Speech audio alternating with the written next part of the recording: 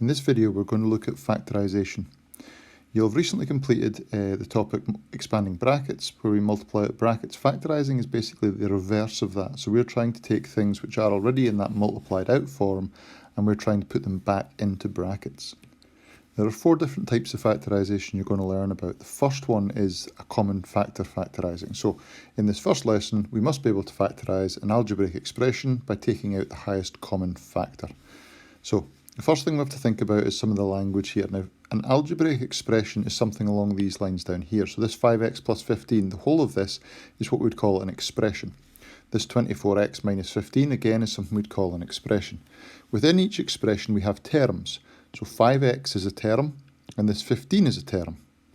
So what we need to do first of all, if we're going to factorise this by taking out the highest common factor, we need to find the highest common factor of both terms. In other words, what is the highest number or letter that I can divide 5x and 15 by? So let's just start looking at the numbers. The highest number I can divide both 5 and 15 by is 5. So the highest common factor here will definitely have a 5 in it. They're both divisible by 1, they're both divisible by 5, but 5 is the highest number they're both divisible by. The other thing is that this has an x. So while I can take an x from this term, you'll notice this term doesn't have an x, so I couldn't take an x from this term. So x will not be part of my highest common factor. So what I do when I get my highest common factor is I write it at the start and then an empty set of brackets after it. Now, you'll remember at the start of the video we said that this is basically the opposite of multiplying out brackets. So a good way to do this would to think about, how do I get this 5x? This 5, when I multiply out the bracket here, 5 times what would give me this 5x? So 5 times x would give me 5x. So that means there must be an x going in there. And then looking at the next term, which is positive 15, what would this 5 need to multiply here to make this positive 15? So 5 times what gives me positive 15? 5 times positive 3. And that's it, basically it. That's it factorised by removing a common factor. Now look at example B. Example B has the expression 24x minus 15 with 2 terms, 24x and 15. I need to first of all find the highest common factor here. Now let's look at the numbers.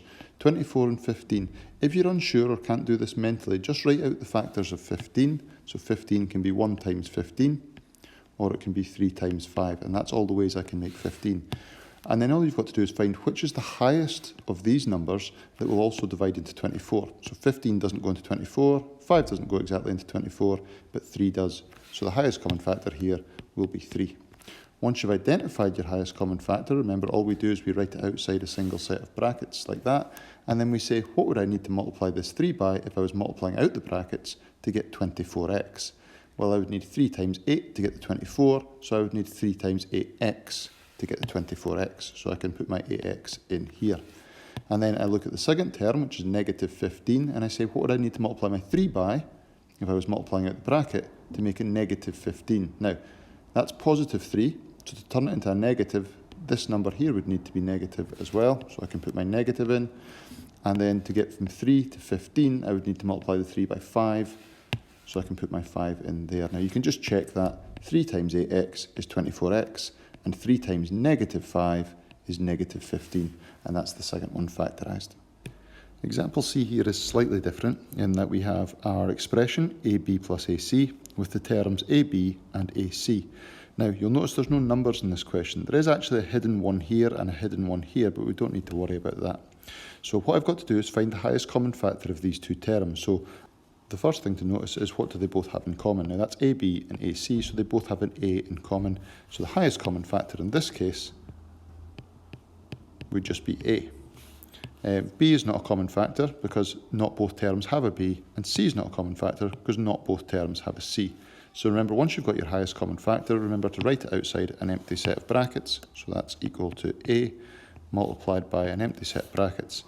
And then what we're doing is the same process. We're basically saying, well, if I was multiplying out this bracket down here, A times this and then A times this, how would I get this answer up here? So A times what gives me AB? So it would have to be A times B, so B can go in this space. And then I'm going to say, well, what would I multiply the A by here to get this positive AC? So it would have to be A times positive C to get that positive AC. And again, once you've done these, you can always just check by quickly multiplying out in your head. So A times B is AB, and A times positive C is positive AC. and that's that factorised. Now look at example D. Now D is a bit different again because we have our expression 6x squared minus 14x with our terms 6x squared and negative 14x. We'll start again by looking at the highest common factor. So the highest common factor here, looking at the numbers first, I've got 6 and 14. Now the biggest number that goes into both of those is 2. So the highest common factor will have a 2 in it. We also have here though an x squared and an x, so I've got to understand what I'm actually going to take that's common to both. Now the easiest way to do this is just to focus on this letter x and say, well, can I take x from both of these? So I can take x from both of these because this is x times x and that's just x, so I can definitely take an x. So I'm going to write that as part of my highest common factor. But I also need to check I can't take a higher power of x. In other words, could I actually have taken x squared or x cubed away from both of them? So let's look at the first one. I can take x squared from this one. Can I also take x squared from this one? And the answer is no.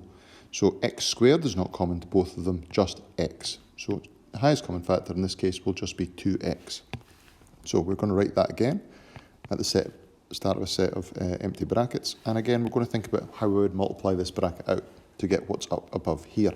So 2x times what would give me 6x squared? Well, the 2 would need to be multiplied by a 3 to get the 6. And the x would need to be multiplied by another x to get the x squared. So it would be 2x times 3x to get my 6x squared. Going to the second term, what would I need to multiply 2x by here to get this negative 14x? Now, for the 2 to make negative 14, I would need to multiply it by negative 7. And I already actually have the x here, so negative 7 times 2x will be negative 14x. We'll now look at the same process here for example E. So our expression 14x squared minus 21xy with our terms 14x squared and negative 21xy. So again, we'll start to think about what our highest common factor could be here. Now, highest common factor numerically, I've got the numbers 14 and 21. So what I'm looking to do is find the highest number that divides into both of those. Now, the highest common factor in this case will be 7. It's the biggest number that goes into both 14 and 21 exactly. The next thing I've got to look at the letters. Now, it's slightly different to the last example in that I have an x squared and I have an x and a y, so that makes it a little bit different. So let's treat the letters just one at a time. Let's start off focusing on just the x's. So I have an x squared and an x here. So I'm going to first of all say, well, can I take x from both of these? So this has an x and this has an x, so I can definitely take x from both. And then could I have taken a higher power of x, for instance, x squared or x cubed or something? So I can take x squared from this. Can I take x squared from this as well? And the answer is no, I've only got x there. So x squared won't be a common factor, and therefore it's just x is going to go in my common factor part here. The next part is I've got another letter y here, so I've got to say, can I take y as a common factor from both terms? So this term here has a y in it, but this term here doesn't have a y in it, so y is not a common factor. So my highest common factor in this case is going to just remain at 7x. So I'm going to again write that out, 7x in front of a set of empty brackets, and we're going to say the same thing. How would I multiply this if I was multiplying out the bracket in order to create this as my answer? So 7x times what would be required for me to get 14x squared? So the 7 would need to be multiplied by a 2 to make the 14, so I can put a 2 in that bracket. And then this x would need to be multiplied by another x to get this x squared, so I can put x. And again, you can always just check this as you go. You can say, well, let's see, 7 2s are 14, x times x is x squared, so that's that in the right place. Next thing is to look at my next term. How do I get this by multiplying by 7x? So 7x times would give me this. So let's start off with 7 times what would be required to get negative 21. Now, 7 3s are 21, so to get negative 21, it would be 7 times negative 3. So I can put my negative 3 in. And then I'm going to look at the letters and say, well, x here, what would I need to multiply this x by here in order to turn it into xy? Well, that x would need to be multiplied by a y to get xy, so I can put a y in here. And that's that fully factorised. We'll now look at example F, and we'll see, well, it looks a lot harder. We can use exactly the same skills. So the first term is 9x cubed y, and second term is 15x squared y squared. So let's start by trying to identify what our highest common factor is. So highest common factor up the side, and that's going to be, let's see, look at the numbers. We've got 9 and we've got 15. The biggest number that goes into 9 and 15 is 3, so that's part of our highest common factor. And then we're going to tackle the letters one at a time. Now we've got x's and we've got y's. So let's start with the x's. So I've got an x here. Can I take x out of this and can I take x out of this? And the answer is yes, I can take x out of both of these, x squared and x cubed. So x will be a common factor. And then can I take a higher power of x out? So let's go up. So I've checked x. The next one I would check is x squared. Can I take x squared out of this and x squared out of this? And again, the answer is yes. X squared can come out of both of these. So I could make this then x squared.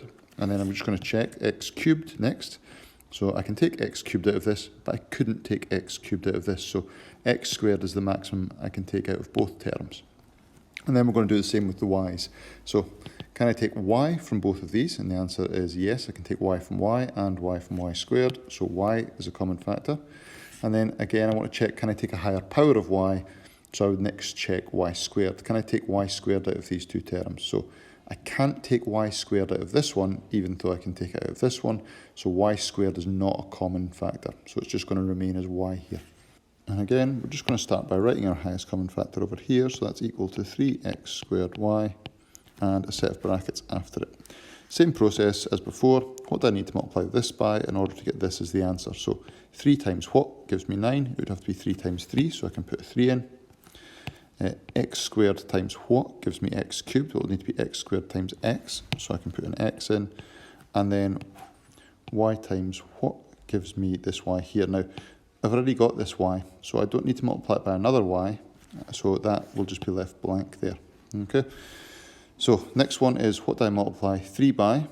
Over here in the second term, to get this positive 15, I'll need to multiply it by positive 5.